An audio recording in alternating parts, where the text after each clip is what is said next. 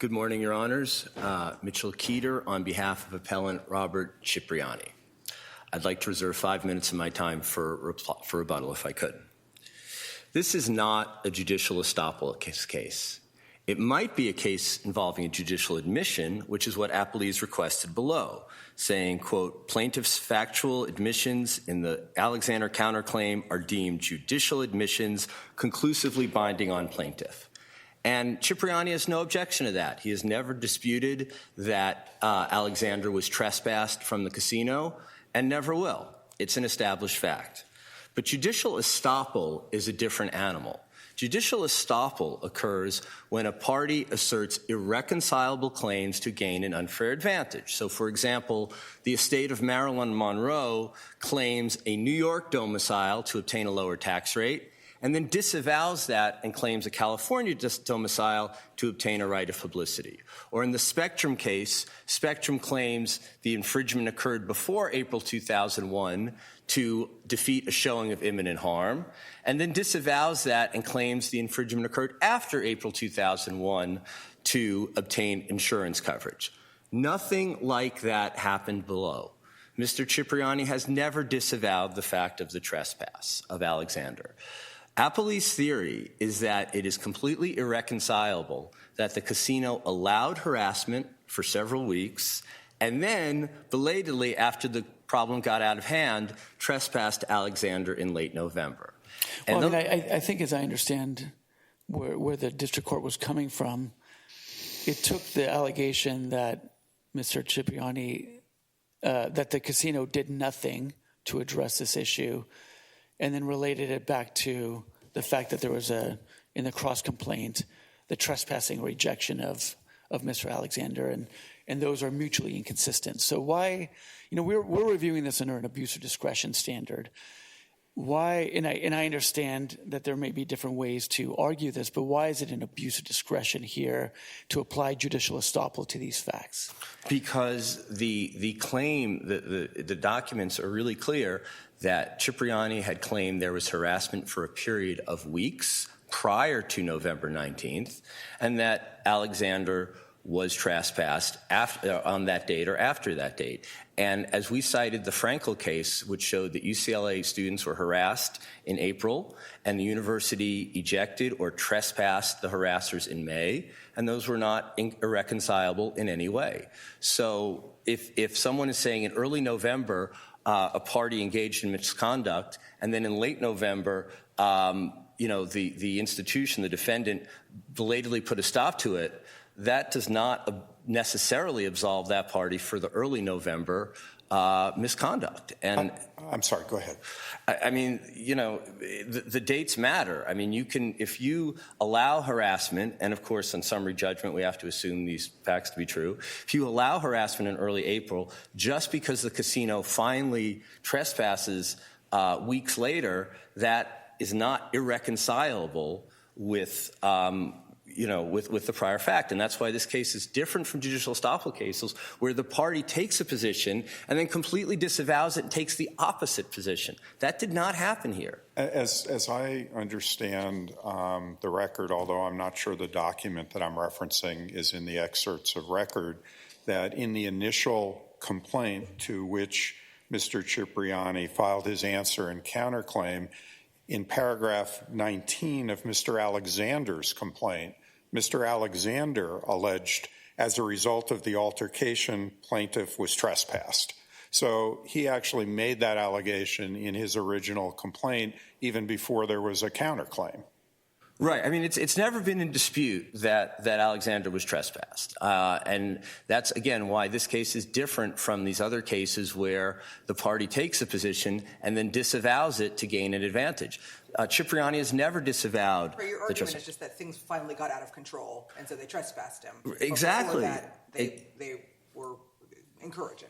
They allowed it for several weeks, and then it got out of hand, and the publicity and whatever, and then they finally took action. But that belated action in late November does not necessarily absolve them for the prior negligence in the weeks preceding. Not necessarily. On the second part of the Marilyn Monroe test, if I'm correct in calling it a test, that the party has succeeded in persuading a court to accept the court's earlier position. Is there anything in this record that the Clark County trial court did anything to accept some position that your client was arguing before the Clark County trial court? No, not as to this issue. The only possible question is that the appellees presented their own theory, which is that the wording of the complaints could be construed, if it were sort of adjusted, to say that on October, it says on October 19th, and then it said Alexander began harassing. And if it could be read, if they wanted to say he began on November 19th. This is around my reply brief, page 28. But even if we were to read Mr. Cipriani's complaint so loosely as to say that it said Alexander began on November 19th. But let's say we read it that way. Is there anything in the record that there was judicial acceptance of that position? No, not of that point, because it would not profit Mr. Cipriani in any way to say there was no harassment prior to November 19th. How would you benefit from that? What was their judicial acceptance of by the court? Well, I mean, it does seem that the court acknowledged that there was a trespass in November 19th, which is, again, not in dispute. And how did that case ultimately get resolved without telling me anything that's confidential? I believe both parties withdrew their claims and it was dismissed. So there was no definitive ruling by the trial court? Right. The trial court did not accept or rely on any position. There was not a settlement agreement? Maybe I misremembered. I mean, my recollection, I wasn't involved in that part, but that they just, they each agreed to dismiss the claims. I don't know anything beyond that. But there's nothing, even if there were, am I correct, that even if there were something beyond dismissal and walk away, that's not in our record? Right, and it would not also qualify as the court's relying on it, as I believe, like in Ronda v. Jenkins, it says the court must rely on this assertion, not just Well, I mean, I suppose as a theoretical matter, there could be facts where there was a public settlement agreement that the court had to sign off on, which had facts in it. But even if that hypothetical would work, we don't have anything in the record here to indicate that. That's as I understand it, yes, Your Honor. So Frankel precludes the theory the court relied on. Appellees do offer two others. One is that in the Alexander proceedings, Cipriani focused on Alexander's misconduct, whereas here, Cipriani focused on the casino's misconduct. But the very sentence, both defendants are named in the same sentence. For example, it says defendants should have never permitted Alexander to engage in harassment, or defendants refused to act and allowed Alexander to continue his relentless campaign. So this is just like the Yanez case, where there was a case against the chemical supplier and the plaintiff cited the supplier's misconduct, and then there was a case against the government and the plaintiff cited the government's negligent supervision. And the Court of Appeals explained there's no inconsistency to have two different defendants who could be at fault. Counsel, did you make any argument, moving a little bit, in your opening brief that claimed that the district court's dismissal of the IIED civil conspiracy or concert of action claims was incorrect? No, we did. I mean, our brief focused on the judicial estoppel theory, and the judicial. No, but the district court gave some alternative reasons for some of the dismissals, right? Right. Well, the district court. I want to be clear on this because the judicial estoppel ground is what the court relied on for dismissing the negligence, innkeep reliability, and negligent supervision case against Resorts World. Yes. Right. Is that all you're challenging now? Well, we're also challenging some of the points against Sabella regarding negligence and innkeep reliability, but we're not challenging the civil conspiracy or the Okay, IAD. well, that was my question, Right. so you've answered that. Right. Thank you. Right. I mean, because it's ultimately the same set of facts, and it's just a question of which cause of action it will proceed under. And so, but the problem really is that the district court relied solely on judicial estoppel as the grounds for dismissing For the casino. Can you, Go ahead. I was going to ask a question about a different please. topic, not judicial estoppel. So. Just quickly, when I read Hamilton, that's one of our judicial estoppel decisions, it's relying on New Hampshire versus Maine and talks about how these factors for considering them are equitable and a court doesn't have to rely on any one of the three. They're not exhaustive necessarily. And so is it your view that each of these factors has to be met, or that a court in its equitable position can look at different factors and decide whether some unfairness has existed in the judicial proceedings? Well, I mean, New Hampshire v. Maine does explain there's some flexibility. It's not rigid, and that's fine. But if you look at some of the cases, for example, I think it was the Perez case, where they say that if the plaintiff opts out today, we'll let her opt out of arbitration. And then she opts out, and they say, oh, no, you can't because there was some other reason. There's basically unfairness where you take a position to gain an advantage, and then after you gain the advantage, you say, oh, no, now in this case, I want to take the opposite position.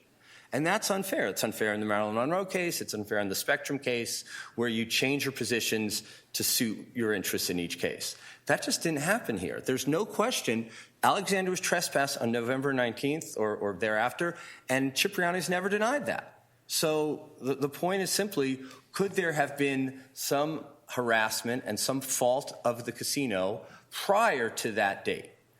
And that's the question. And there's nothing about and you're saying there's no unfair advantage there's either. Right. I mean, yes, he was trespassed, and Cipriani does not dispute that, never has, never will. So he's not changing his position as to that trespass to gain an unfair advantage. And there's nothing irreconcilable about saying, yes, they allowed harassment for several weeks, and then it got out of hand, and they finally put a stop to it. There's no inconsistency. He's not changing positions to gain an unfair benefit. I was hoping you could just spend a moment on this issue of whether Sabella is an innkeeper here. I'm having a hard time seeing that. It seems to me that here, I think it's Genting Group, the owner of Resorts World, would be the innkeeper. So what's your best case on that? Do we have any binding there's on that? It certainly makes sense you're having a hard time because there's so little case law on the subject, and it's not even in Nevada. But the bottom line is the statute is phrased in the disjunctive, owner or keeper, which certainly suggests that the keeper is not the owner. The keeper can be someone else. So I agree with you. That's the way the statute reads. But if we were to hypothetically rule that Sabella was an innkeeper, what would it be that we would opine is the Nevada test that would make him an innkeeper, as opposed to just somebody who had an ownership interest, or even some remote management interest? What about Sabella, in your best case, makes him an innkeeper? That he had the authority and the control over operations to take actions and to take certain decisions where necessary, which in this case would involve the trespass of Alexander. So he had the authority, he was aware of the problem, or should have been aware of the problem, and declined to take reasonable steps to protect. So it could be like the CFO in a different circumstance? It could be, or the IT manager. I don't know about IT, because IT might not have the final authority, but to me, you might reach a lot of there might be a lot of employees that would have the authority to, say kick somebody out if they were misbehaving. So I'm still struggling to see what it is about. Right. The innkeeper. The innkeeper itself, again, it should be separate. I'm going to reserve some time, but I would just say that there ought to be someone other than an owner who could have some responsibility. I'd like to reserve our remaining time. All right, and we've asked you a lot of questions. Okay. We'll give you some extra time on rebuttal.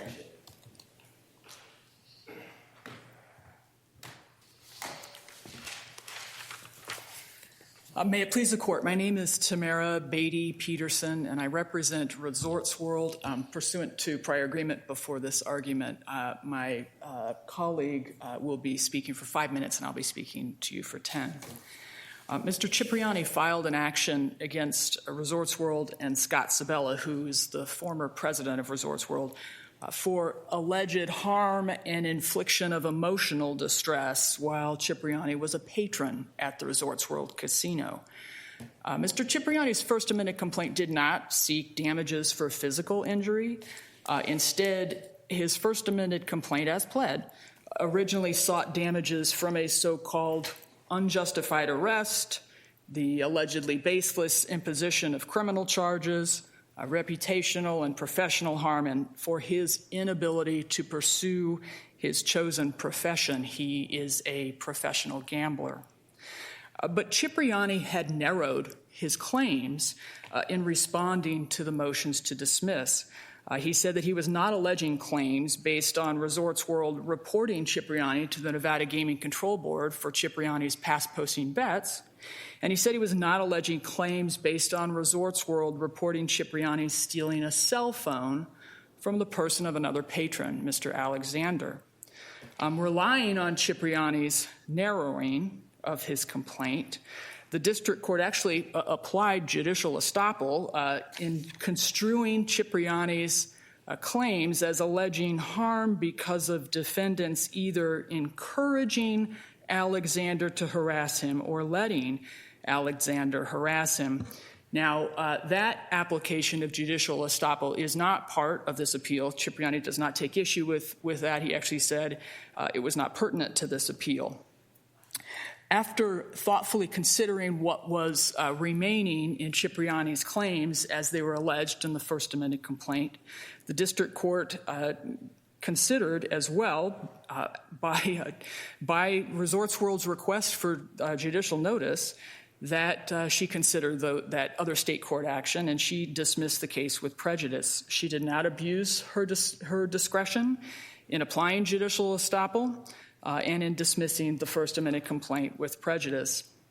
It is true. Ms. Peterson, so what is the unfair advantage here? That's what I'm trying to figure out. So if I take counsel's argument, they're alleging that there was a period of harassment that predated for several weeks the ejection. There's no dispute between the parties that Mr. Alexander was finally ejected. So what kind of unfair advantage would Mr. Cipriani gain by saying what he had in the cross complaint versus what happened here? So I'd like to address that in several parts. What's the unfair advantage? And first, I want to make sure that I explain as well the case that was mentioned by this panel already, New Hampshire versus Maine, says specifically that this judicial estoppel doctrine is an equitable doctrine that's invoked by the court at its discretion. There are not inflexible prerequisites that have to be met. There is no formula that has to be met. There's no test that has to be met. The Supreme Court says we do not establish inflexible prerequisites or an exhaustive formula. In fact, the Supreme Court has said in that New Hampshire versus Maine case that additional considerations may inform the doctrine's applications. Before the district court, what she considered and what she had before her at the time of her decision were several inconsistencies between the time that the First Amendment complaint was filed and the other action that was filed in state court. First off, in his First Amendment complaint, Cipriani said that Resorts World did nothing to protect Cipriani's safety and well-being. Did nothing. I have to say that I read the complaint just taken its words as different than what you just said. He talks about Alexander, paragraph 36, should never have been permitted to gamble after they were expressly notified. And he says they did nothing, electing to turn a blind eye to ensure their obligations to ensure clean gambling and the safety of their casino patrons. So I don't read this necessarily as saying they did nothing at all in any arena. But even if they did, what is there that they did in the circuit court, the trial court, that is clearly inconsistent with saying they let him harass me for all of this time? What is clearly inconsistent that they alleged in Clark County? Your Honor, there's a couple parts to that, but let's be clear. That district court in Clark County dismissed that case. Okay, there was a stipulation in order to dismiss the case. Okay, so there was a case that Alexander brought. Cipriani filed a counterclaim. The parties eventually asked the court to dismiss it, right? Correct. So what did Cipriani do in that case that was clearly inconsistent with what he did in our case? So there not only were there things that he did, but there were things that he alleged. And we identified three things that he alleged that were different. The first was that Resorts World did nothing, which he alleged in this First Amendment complaint, whereas in the Alexander case, he said Resorts World did something to protect Cipriani, actually trespassed Alexander. Well, Number two. The did nothing statement, it didn't have any, it had to do with Sabella's and lack of enforcement of anti-money laundering laws. I mean, that's the section of the complaint that statement is in. So it seems to me that you're taking it out of context when you apply it to them doing nothing about Alexander's conduct. I mean, that's just not what it says. The district court, in her discretion, thought that was important because it was trying to establish a duty. But not only that. But Alexander, before Cipriani ever filed a counterclaim and answer, alleged that the plaintiff was trespassed. I mean, paragraph 19, as a result of the altercation, plaintiff Robert was trespassed, and so that was made before he even said the same thing in his counterclaim.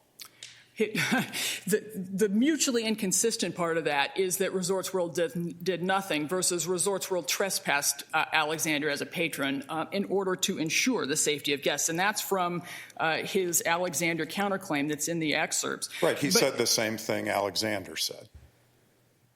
Well, no, because he said in the complaint that the district court had, Resorts World did nothing. In the Clark County case, Alexander said, I was trespassed, and Cipriani also said Alexander was trespassed. To ensure his safety, to ensure safety of guests. That's what he said in the Alexander action. And also, he said that in the Alexander action, he said it happened on that one day. In the case before the district court in the First Amendment complaint, Cipriani says that there was some encouragement for a weeks-long campaign. But in that Alexander counterclaim, he said it began on that one very bad day. And there was a third inconsistency that we identified. And in his First Amendment complaint before the district court, he said that Resorts World and Scott Sabella caused substantial and enduring emotional distress. But then in his counterclaim that he filed against Alexander, he said that Alexander and his son caused Cipriani to suffer severe emotional distress. So we identified those three. You can't have distress caused by multiple people? When we raised this before the district court, Cipriani did not explain his inconsistencies. He did not oppose the request for judicial notice. And in fact, before he filed his opposition, that case, that Alexander case, was dismissed with prejudice by the court. And he didn't even notify the court of that. And, well, it was presumably a matter of public record, but what advantage? But we asked the district court to take judicial notice of it because it is public record. So what advantage, these allegations which you allege are inconsistent with the allegations he made in the federal case, what advantage did he gain from the court in Clark County for making those allegations? The district court cited the case of Rosetto versus the plumbers and something fitters. I don't think it's pipe fitters. It's the steam fitters, plumber steam fitters case. And she cited that case for the proposition that a favorable settlement can constitute success. What was the favorable settlement? A dismissal with prejudice of the claim that he had. And Obviously, everything got dismissed, right? everything got dismissed. Is there any indication that in approving the settlement, the Clark County Court relied on any statements that Mr. Cipriani had made in his answer or counterclaim? There's nothing in the state court that we could see, Your Honor, but Cipriani didn't explain it either. And so the district court was in a position where she's also looking at Hamilton and knowing that the doctrine of judicial estoppel is to protect against litigants playing fast and loose. And I don't know what else she could have considered other than to say this is obviously a favorable settlement that he didn't want to tell me about. Now, all of these being set aside, though, the district court, as the panel has noted, did have over 4 pages of her order devoted to other claims, and this court can affirm on any ground that's made manifest by the record, and that includes. Can I go back to the favorable? So a favorable settlement. There's a settlement between Cipriani and Alexander in the state action, and it gets dismissed. How does him alleging in the federal action that there was a period of harassment for several weeks, how is he gaining an unfair advantage from what he said before? Because there's no reconciliation of those items at all, and they are exclusive. How can he have, and there's 2 parts of this, right? Either we don't know, right? Because Cipriani never told us what the terms of the settlement were. Let me finish, please. The unfair advantage relates to getting something out of the inconsistent positions themselves. Saying one thing and then saying a mutually inconsistent thing in the other, in a different proceeding or the same proceeding, and getting some kind of advantage out of it. And I'm still struggling to figure out what that advantage is. I did see in the reply brief that Mr. Cipriani filed before this court a statement without citation that said he did not take anything from the resolution of that case. Now, the problem is there's no citation because that was never presented to the district court, but it raises a very important question. If Cipriani took nothing from his claims against Alexander, his claims were worthless, and how on earth can he possibly maintain a claim against Resorts World for failing to protect him against Alexander? The worthless claims. Okay. Now we don't have this, but that's the problem about playing fast and loose. But I guess then the answer is then the court shouldn't rely on judicial estoppel, but should resolve the claims on their merits.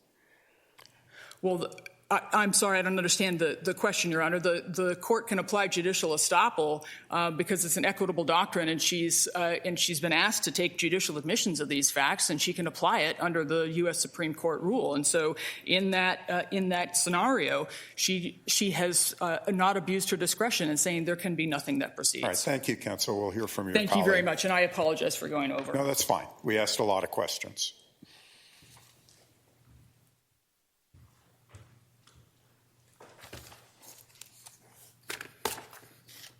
Good morning, may it please the court. My name is Colby Williams. I represent Scott Sabella, the individual defendant appellee in this matter.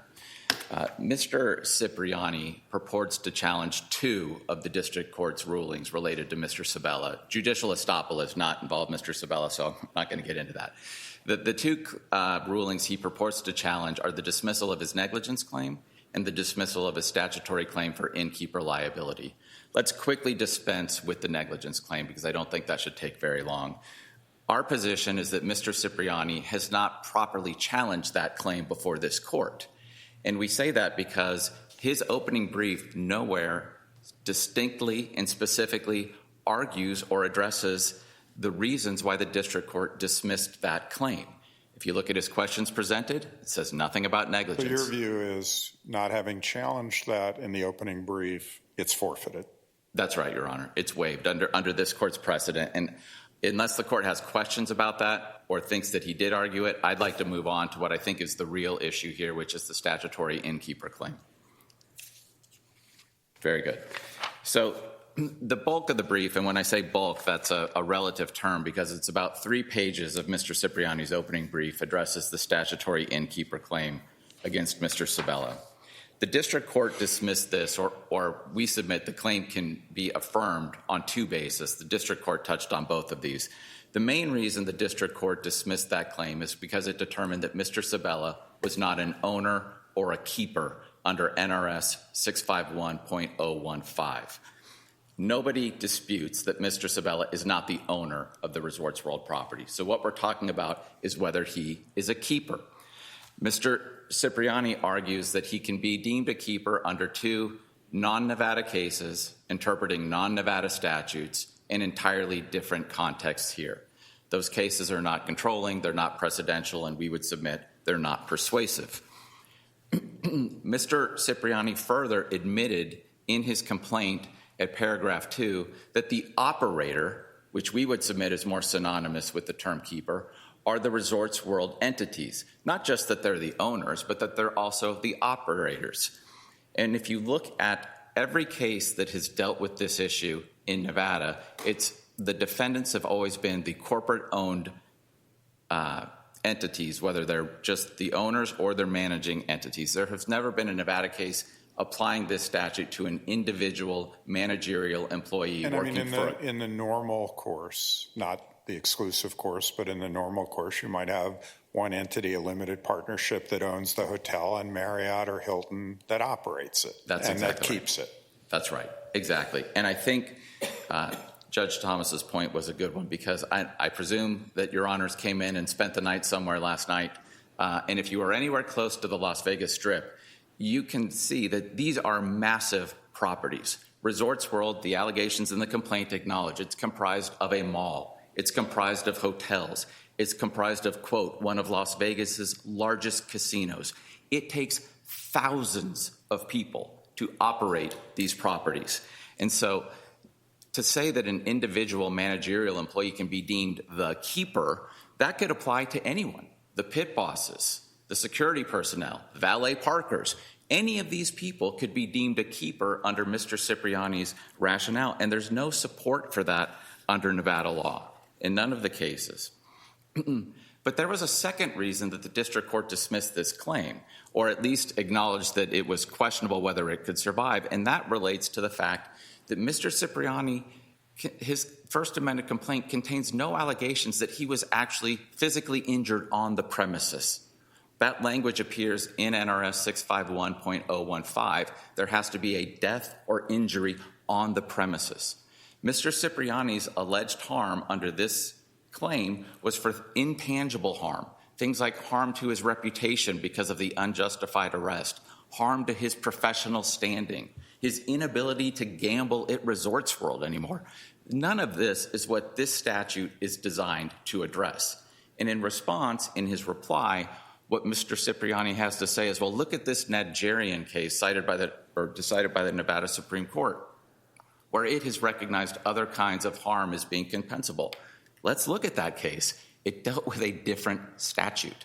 It dealt with NRS 651.010, not 015. That statute focuses on things like theft or damage to personal property of a guest left in the hotel room. It has zero application here. Unless the court has any questions, I'll sit down. Okay.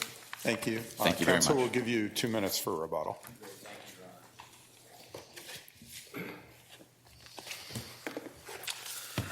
Okay, quickly. So first of all, I know that counsel wants to construe New Hampshire v. Maine as being completely loosey-goosey without any content, but it clearly says it prohibits parties from deliberately changing positions according to the exigencies of the moment.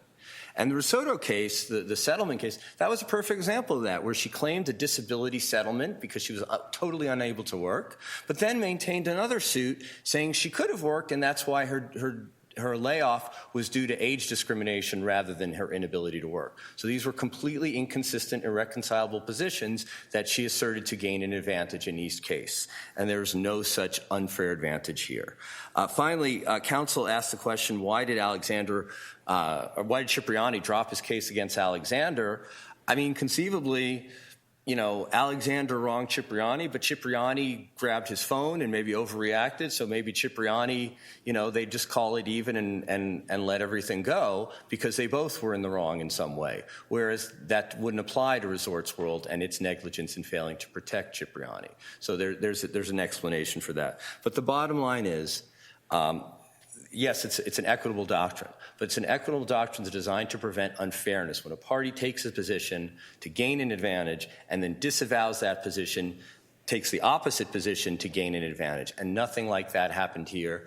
The Frankel case, the UCLA case explains that, which is why Applebee's never addressed it, because it defeats their theory. Unless the court has any further questions, I'll submit. Thank you, Your Honor. We thank counsel for their arguments. The case just argued is submitted, and with that, we are adjourned for the day. Thank you.